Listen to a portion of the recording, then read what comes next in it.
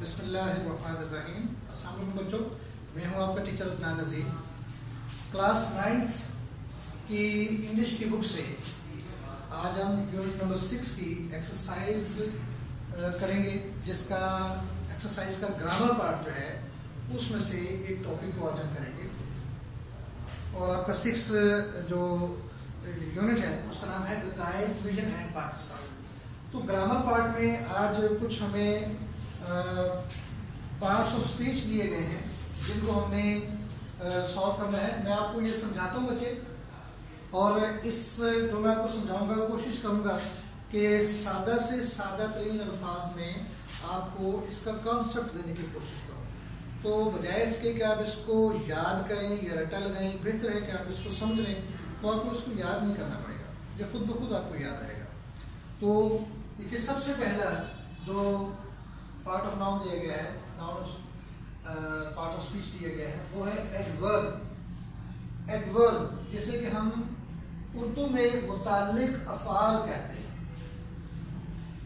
वैसे तो एडवर्ब अगर हम इसको सिंपलेस्ट अल्फाज में इसकी मैं तारीफ करूं तो एडवर्ब जो है ये बताता है कि किसी काम को किस अंदाज से या किस तरीके से किया गया। फिर एडवर्ब की आगे कुछ टाइप्स भी हैं, ठीक है, जैसे adverb of manner, adverb of place, adverb of time, adverb of degree, adverb of frequency. ये मैं लिख के मैं आपके सामने देखिए, adverb of manner, adverb of place, adverb of time, adverb of frequency and adverb of degree. ये adverb की टाइप्स हैं।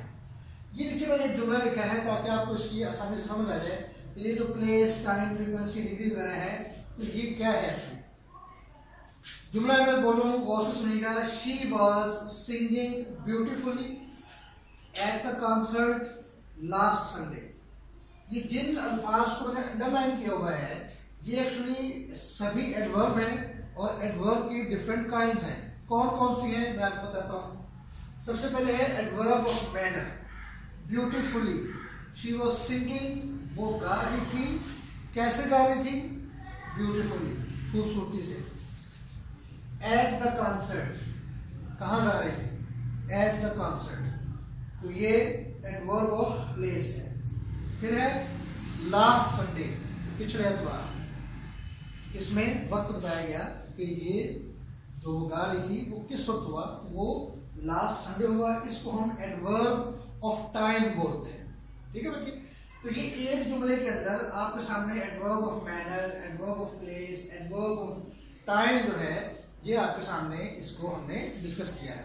फिर इसके नीचे आपकी बुक में कुछ जुमले दिए गए हैं जिनमें से आपने आइडेंटिफाई करना है कि कौन कौन से एडवर्ब उसके अंदर इस्तेमाल हुए हैं।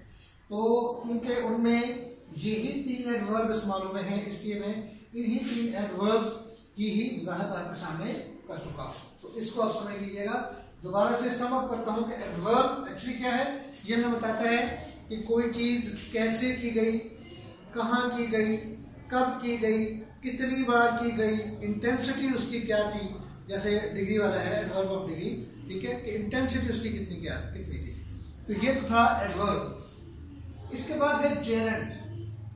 उर्दू में इसको मस्दरी या फेली अस्मा कहते हैं। सिंपल है, बहुत सिंपल। देखिए, ये मैंने इसकी डेफिनेशन लिखी है कि फेल की वो शक्ल जो ING पर खत्म होता है, यानी वर्ब की फोर्थ फॉर्म। वर्ब की फोर्थ फॉर्म। लिहाजा वर्ब की फोर्थ फॉर्म को जब नाउन के तौर पर इस्तेमाल किया जाता है तो इसको हम जेरेंड बोलते हैं। यानी वैसे तो अगर हम वर्ब की फोर्थ फॉर्म को इस्तेमाल करें किसी जुमले में तो वो किसी काम के, किसी एक्शन की कंटिन्यूटी को जाहिर करता है। लेकिन जब आप उस फोर्थ वर्ब को, फोर्थ फॉर्म ऑफ वर्ब को बतौर नाउन इस्तेमाल करें तो उस वक्त हम इसको जेरेंड बोलते हैं। अब इस जेरेंड के भी जो यूजेस हैं वो 3 तरह के होते हैं। ये यूं कहने कि इसकी टाइप्स 3 तरह की होती हैं, ठीक है। जैसे ये कुछ 3 जुमले मैंने लिखे हैं। पहला जुमला है painting is a good fun. यहां पर पेंटिंग जो है, ये देखिए कि ये फोर्थ फॉर्म ऑफ वर्ब है, इसको हमने यहाँ पर बतौर जेरेंड इस्तेमाल किया है। तो जुमले के सबसे शुरू में लगाया है, तो ये इसका सब्जेक्टिव केस है। ये सब्जेक्ट की हालत में, जेरेंड को आप सब्जेक्ट की हालत में इस्तेमाल कर रहे हैं, ठीक है। फिर दूसरा जुमला है आई लाइक पेंटिंग, मैं पेंटिंग तस्वीर बनाना पसंद करता हूँ।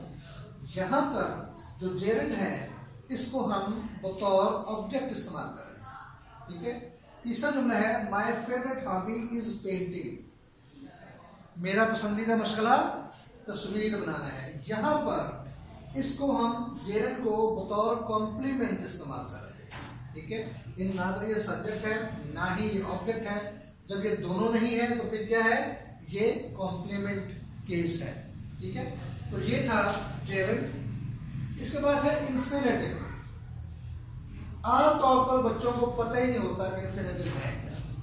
बड़ा सिंपल है बच्चे, वर्ब की फर्स्ट फॉर्म से पहले आप टू लगाकर उसको इस्तेमाल करें तो ये इंफिनिटिव है, ठीक है। देखिए यहाँ मैंने लिखा है इंफिनिटिव, उर्दू में इसको मसादर बोलते हैं, ठीक है। To plus first form of verb, to और वर्ब की फर्स्ट फॉर्म, जब आप इन दोनों को मिलाते हैं, ठीक है, यानी वर्ब के फर्स्ट फॉर्म से पहले आप टू लगा दें तो ये इंफिनिटिव बन जाता है। जैसे ये जुमला में लिखा है you are free to go to your mosque, आप अपने इबादत गाहों में जाने के लिए आजाद हैं। You are free to go, ये गो फर्स्ट फॉर्म है और इससे पहले हमने टू लगा दिया तो ये इंफिनिटिव बन गया। अच्छा, इंफिनिटिव की एक और किस्म भी होती है कि अगर आप वर्ब की फर्स्ट फॉर्म को विदाउट इंफिनिटिव इस्तेमाल करते हैं लेकिन बतौर वर्ब इस्तेमाल नहीं कर रहे, बतौर वर्ब भी इस्तेमाल नहीं हो रहा, ठीक है, और उसको आप विदाउट टू यानी टू के बगैर इस्तेमाल कर रहे हैं तो उस वक्त भी ये इंफिनिटिव होता है। जैसे कि सेकंड एग्जांपल है कि मेड पीपल वर्क, उसने लोगों को काम करने पर लगा दिया, ठीक है। अब यहाँ देखिए जो वर्क है ये ना तो वर्ब है ना ही ऑब्जेक्ट है ना सब्जेक्ट है, ठीक है। तो इसके साथ हमने टू भी नहीं लगाया हुआ, मगर इस हालत में भी इन तमाम चीजों के ना होने से भी वर्ब की फर्स्ट फॉर्म जो है वो बतौर इंफिनिटिव इस्तेमाल हो सकती है, ठीक है बच्चे। उम्मीद है कि आपको इसकी समझ आ गई होगी। अगर किसी चीज़ की समझ ना आई हो तो आप क्वेश्चन कीजिए, पूछिए, इंशाल्लाह आपको मैं दोबारा समझा दूंगा। अगले लेक्चर तक के लिए